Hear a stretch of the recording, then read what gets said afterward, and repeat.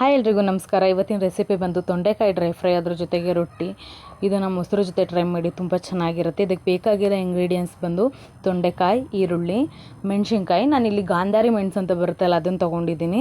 ಮತ್ತು ಕರ್ಬೇವಿನ ಸೊಪ್ಪು, ಸಾಂಬಾರು ಸೊಪ್ಪು, ಬೆಳ್ಳುಳ್ಳಿ. ನೀವು ಮೊದಲನೇದಾಗಿ ಒಂದು ಬಾಣಲಿಗೆ ಎಣ್ಣೆನ ಹಾಕಿ, ನಂತರ ಸಾಸಿವೆ, ಜೀರಿಗೆ, ಕಡಲೆಬೇಳೆ ಹಾಕಿ ಫ್ರೈ ಮಾಡಿ, ನಂತರ ಜಜ್ಜಿಟ್ಕೊಂಡಿರೋಂಥ ಬೆಳ್ಳುಳ್ಳಿನ ಹಾಕಿ ಫ್ರೈ ಮಾಡಿ,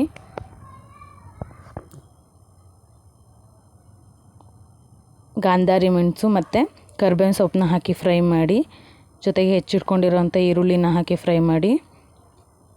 ನಾನು ಆನಿಯನ್ನ ಸ್ವಲ್ಪ ಜಾಸ್ತಿ ತೊಗೊಂಡಿದ್ದೀನಿ, ಟೇಸ್ಟ್ ತುಂಬ ಚೆನ್ನಾಗಿರುತ್ತೆ. ಅದು ಹಸಿ ವಾಸನೆ ಹೋಗೋ ತನಕ ನೀವು ಫ್ರೈ ಮಾಡಿ. ನಂತರ ಈರುಳ್ಳಿ ಹಸಿ ವಾಸನೆ ಹೋಗೋ ತನಕ ಫ್ರೈ ಮಾಡಾದಮೇಲೆ ತೊಂಡೆಕಾಯಿನ ಆ್ಯಡ್ ಮಾಡ್ಕೊಳ್ಳಿ. ನಿಮ್ಮ ಮನೇಲಿ ಎಷ್ಟು ಜನ ಇರ್ತಾರೆ ಅದ್ರ ಮೇಲೆ ನೀವು ತೊಂಡೆಕಾಯಿನ ತೊಗೊಳ್ಬೇಕಾಗತ್ತೆ. ಚೆಂದ ಫ್ರೈ ಮಾಡಿ, ಇದು ರೋಸ್ಟ್ ಆಗಬೇಕು ಚೆಂದ. ಸ್ವಲ್ಪ ಆಯಿಲ್ನ ಜಾಸ್ತಿ ಹಾಕ್ಕೊಂಡ್ರೆ ನೀವು ರೋಸ್ಟ್ ಮಾಡ್ತಿರೋದ್ರಿಂದ ತುಂಬ ಚೆನ್ನಾಗಿ ಬರುತ್ತೆ.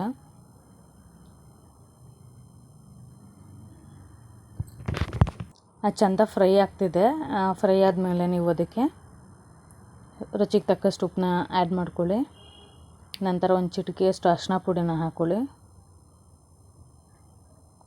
ಚೆಂದ ಮಿಕ್ಸ್ ಮಾಡಿ,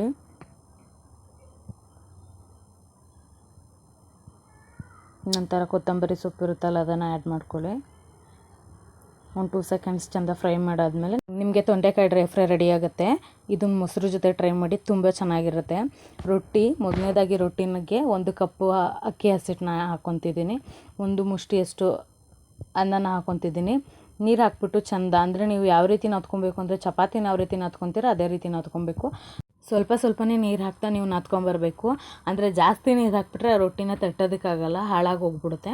ನೀವು ಕಮ್ಮಿ ನೀರು ಹಾಕಿ ಅದು ಉಂಡೆ ಬರೋ ತನಕನೂ ನೀವು ಮಾಡ್ಕೊಬೇಕಾಗತ್ತೆ. ಜಾಸ್ತಿ ನೀರು ಹಾಕೋದಕ್ಕೆ ಹೋಗಬೇಡಿ. ಚೆಂದ ಕಲಸಿ ನಂತರ ಮಿಕ್ಸ್ ಮಾಡಿ ನೀವು ಕಲಿಸ್ಬೇಕಾಗತ್ತೆ ಕ್ಲೀನಾಗಿ. ನಾವು ಕಲಸಾದ್ಮೇಲೆ ಈ ರೀತಿಯಾಗಿ ರೆಡಿ ಆಗುತ್ತೆ. ಇದನ್ನು ನಾವು ಚಿಕ್ಕ ಉಂಡೆಗಳು ಮಾಡಿಕೊಂಡು ಒಂದು ಪ್ಲಾಸ್ಟಿಕ್ ಕವರಿಗೆ ತಡ್ತಾ ಬರಬೇಕಾಗತ್ತೆ. ಕೈಗೆ ಸ್ವಲ್ಪ ನೀರು ಹೆಚ್ಕೊಂಡ್ಬಿಟ್ಟು ನಾವು ತಟ್ಟಬೇಕಾಗತ್ತೆ. ಯಾಕಂದರೆ ಆವಾಗ ಅಂಟಲ್ಲ, ನಮ್ಮ ಕೈಗೂ ಅಂಟಲ್ಲ, ಪ್ಲಾಸ್ಟಿಕ್ ಕವರ್ಗೂ ಸಹ ರೊಟ್ಟಿ ಅಂಟಲ್ಲ. ಅದನ್ನು ಮಗ್ಚಾಕ್ಬಿಟ್ಟು ಮತ್ತೆ ನಾವು ತಟ್ಕೊಬೇಕು ರೌಂಡ್ ಶೇಪ್ ಬರೋ ತನಕ. ತೀರಾ ಪ್ರೆಸ್ ಮಾಡಿ ರೊಟ್ಟಿನ ತಟ್ಟಬೇಡಿ, ಅವಾಗ ಪ್ಲಾಸ್ಟಿಕ್ ಕವರ್ಗೆ ಬೇಗ ಅಂಟ್ಕೊಂಡ್ಬಿಡುತ್ತೆ. ಲೈಟಾಗೇ ತಟ್ಟಕ್ಕೆ ಪ್ರಯತ್ನ ಮಾಡಿ, ಜಾಸ್ತಿ ಪ್ರೆಷರ್ ಹಾಕಿ ಪ್ರೆಸ್ ಮಾಡಬೇಡಿ. ಕ್ಲೀನಾಗಿ ಬರುತ್ತೆ ರೊಟ್ಟಿ. ಆಮೇಲೆ ನಾವು ಮುಂಚೆನೇ ಹಂಚನ್ನು ಕಾಯಕ್ಕೆ ಇಟ್ಕೊಂಡಿರಬೇಕು.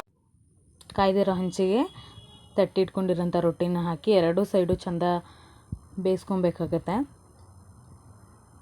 ಇವಾಗ ಹಾಕಿದ್ದೀವಲ್ಲ, ಇದೇ ರೀತಿ ಸ್ವಲ್ಪ ರೊಟ್ಟಿ ಮೇಲೆ ಸ್ವಲ್ಪ ನೀರನ್ನ ಸವರ್ಕೊಬೇಕಾಗತ್ತೆ. ಏಕೆಂದರೆ 2 ಸೈಡು ಚೆನ್ನಾಗಿ ಬೇಯುತ್ತೆ ರೊಟ್ಟಿ ಅಂತ. ಆಲ್ರೆಡಿ ರೊಟ್ಟಿ ಬೇಯ್ತಾ ಇದೆ ನೋಡಿ. ಈ ರೀತಿ ನೀರನ್ನ ಹಾಕ್ಕೊಬೇಕು.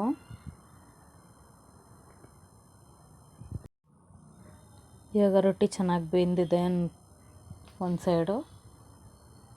ಮತ್ತು ಇವಾಗ ನೋಡಿ ಬೆಂದಿದೆ ಅಂತ. ಸ್ವಲ್ಪ ಸುತ್ತ ಹೊಗೆ ಬರ್ತಿರುತ್ತಲ್ಲ, ಆವಾಗ ನಾವು ಮಗ್ಚಾಕೊಬೇಕಾಗತ್ತೆ. 2 ಸೈಡು ಚೆಂದ ಬೇಯಿಸ್ಕೊಬೇಕು.